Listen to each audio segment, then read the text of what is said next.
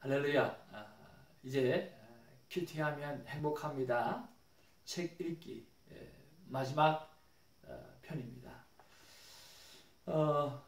제 6편 큐티 경험담입니다. 어느 성도님에게 한정이라고 되어져 있는데요. 함께 보기를 원합니다. 함께 보기 전에 어제는 우리 LA 큐티 나눔방에서 야외를 갔습니다. 정말 자연 속에서 하나님의 숨소리를 듣고 또 하나님의 음성을 들었고요. 또 바다에서 하나님의 운행하심을 우리가 들었던 정말 행복했던 시간입니다. 이렇게 우리가 날마다 하나님을 생각하면서 또 하나님의 자연 속에서 또 행복해하고 또 기뻐하면서 그런 만남의 축복들이 오래오래 갔으면 참 좋겠다는 생각이 들었던 행복한 시간이었습니다. 그리고 계속해서 큐티 리더 세미나와 또 책 읽기를 하면서 제 큐티 나눔을 이렇게 많이 나누지 못해서 좀 아쉬움이 있었습니다. 또 이것을 마치고 나면 또 책 읽기, 다른 책 읽기와 또 큐티 나눔과 또 세미나와 이런 것들을 어떻게 배분할까 하는 그런 생각들을 하면서 좋은 경험도 갖게 되어졌습니다. 여러분 계속해서 기도해 주시고 무엇보다 하나님을 만나는 일에 애쓰는 저와 여러분 되기를 주님으로 축복을 드립니다. 자, 오늘 큐티 경험담에 보면 이런 말씀이 있습니다. 큐티를 처음 해보니까 결코 쉬운 게 아니었습니다. 처음에 목사님께서 한 5분 말씀 읽고 또 한 5분 묵상한 다음에 적용하고 결단한 내용을 노트에 적으면 된다고 하셨습니다. 그렇게 조금씩 큐티하는 시간이 늘다 보면 나중에는 30분도 하게 되어지고 1시간씩 큐티를 하게 된다고 하셨습니다. 그런데 실제적으로 큐티를 시작하려고 성경을 펴니까 눈앞이 캄캄했습니다. 읽는 것까지는 그렇다고 쳐도 그것을 묵상하고 적용하는 것은 또 적는 일은 쉽지 않았습니다. 그 당시에는 큐티란 말도 생소했는데 처음에는 큐티 말을 들었을 때 큐티라고 하는 것은 서양 사람들이 새벽 기도를 안 하니까 새벽 기도 대신 혼자서 말씀을 읽고 묵상하는 것이구나 라고 생각했습니다. 그래서 아침에 일어나서 15분이고 20분이고 혼자 말씀 보고 기도하면 그것이 큐티겠거나 하고 생각했습니다. 하지만 막상 교회에서 가르쳐주는 대로 큐티를 시작해보니까 큐티가 단순히 새벽 기도나 묵상 기도와는 전혀 다른 것을 알게 되었습니다. 굉장히 중요한 내용이죠. 많은 사람들이 또 이분과 같이 이렇게 생각할 때가 참 많이 있죠. 근데 막상 콰이어타임을 하다 보면 완전히 또 다른 세계다라고 하는 것을 느낄 수가 있어요. 그때부터 지금까지 생명의 삶으로 큐티를 하고 있는데 아침에 일어나서 눈을 뜨자마자 또 상단에 있는 찬송을 부르고 잠시 기도한 후에 해당되는 날의 성경 본문을 읽습니다. 읽고 난 후에는 그날의 말씀을 가지고 묵상을 하는데 잘 알들 말씀이 나오면 또 생각이 들기 시작하고 별다른 은혜가 되지 않았습니다. 그러나 이것들을 한 번, 두 번 읽다가 보면 처음에는 평범했던 말씀들이 서서히 와닿기 시작했습니다.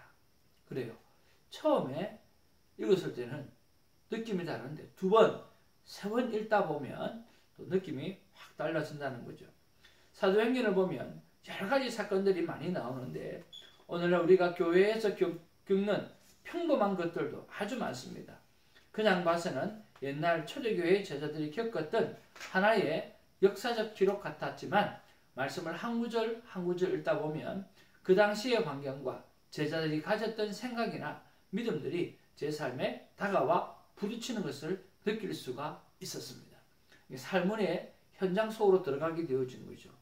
그전에는 그냥 읽고 지나가는 거였지만 콰이어 타임은 그 당시 그 상황 속으로 들어가게 되어지면서 오늘날 나의 교회 생활과 나의 자리를 돌이켜보는 그런 시간이 되어지는 것이죠. 그런 면에서 지금 이 순간 나는 어떻게 해야 하는가, 오늘 어떻게 살아가야 되는가를 도전을 받았습니다. 그래서 처음에는 20분 하기도 힘들었는데 점점 시간이 길어졌습니다. 나중에는 30분, 1시간을 해도 모자라서 어떤 때는 2시간이 걸리기도 했습니다. 자, 이것이 큐티 할 때 큐티 그 상황 속, 현장 속으로 들어가면서 오늘날 내 모습을 보게 되어지는 그런 영향력에 대해서 오늘 간증하고 있습니다. 또 178페이지에 보면 이렇게 기록하고 있습니다. 많은 분들이 큐티를 하면서 숙제하듯 의무적으로 하는 경우가 많이 있습니다. 여러분 이제 성경 공부를 하거나 바이블 스터디 또 제자 훈련을 하다 보면 큐티라고 하는 파트가 있지 않습니까? 그 파트를 하다가 보면 이것이 제자 훈련을 하면서 큐티를 늘 해야 되니까 숙제가 되는 경우가 굉장히 많아요. 여러분 굉장히 위험한 부분에 대해서 말씀하고 있어요. 숙제하듯 의무하는 식으로 경우가 많은데 말씀이 마음에 와닿아서 도전을 받아도 하나님 앞에 나아가 기도하며 하나님과 만나는 시간이 없으면 오히려 안 하는 것만 못합니다. 큐티는 결코 부담감을 가지고 숙제같이 해서는 안 됩니다. 출장을 간다든지 어떤 사정이 있어서 하루 못하는 날이 있으면 그 다음 날 이틀, 사흘 분을 하시는 분들이 있는데 그렇게 하다 보면 은혜도 안 되고 기도도 안 됩니다. 그 전날 사정이 있어 못했으면 그 다음날 아침에 일어나서는 그날에 큐티를 하면 되는 것입니다. 그리고 어떤 말씀에서 도전을 받고 그것을 하나님께 아뢰면 하나님께서 특별한 은혜를 주십니다. 예, 어떤 경우 바빠가지고 큐티를 빼먹었잖아요. 그러면 앞에 거 소급해서 하지 말고 바로 그날 본문의 큐티를 가지고 은혜를 받으라는 거죠. 그리고 시간과 여유가 낮으면 낮 시간에 큐티를 위해서가 아니라 앞에 본문에 어떤 내용이 있는가 알기 위해서 한번 돌아가면서 한번 쭉 읽어보고 맥락을 찾는 그 수준으로 앞에 것을 돌아보면 괜찮은 거죠. 그리고 뒤에 것도 마찬가지예요. 뒤에 것도 내가 그날 본문을 더 정말 깊게 하기 위해서 뒤에 것을 한번 읽어보는 것도 괜찮아요. 그래서 7일을 중심으로 해가지고 앞에 한 2, 3일, 뒤에 한 2, 3일 그렇게 해서 7일 동안에 큐티 본문을 보고 그날 큐티 본문을 보게 되어지면 굉장히 깊게 들어갈 수가 있다라고 하는 거죠. 그리고 179페이지에 보면 적용의 지혜에 이런 말씀이 나와 있어요.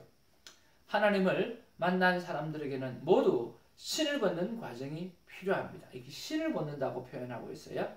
우리 참 모세처럼 말입니다. 하나님을 향해 뛰어가려고 하면 과거와 단절되어야 합니다. 또 배가 출발하려고 하면 밧줄을 풀어야 하는 것과 같습니다. 밧줄을 묶어 놓고는 아무리 엔진을 틀어도 배는 나가지 않습니다. 내 믿음은 언제나 다람쥐 쳇바퀴 돌듯 제자리만 뱅뱅 도는 것입니다. 세월이 지나갔지만 변화가 없습니다. 결국 하나님을 나를 변화시킬 수 없는 무능한 분으로 만들어 버립니다. 과거와 단절하지 않으면 변화의 과정은 시작되지 않습니다. 예. 여러분 과거의 그 습관을 단절하시고 오늘 다시 한번 거룩한 습관, 오늘 하나님과 만나는 시간 가져가기를 원합니다.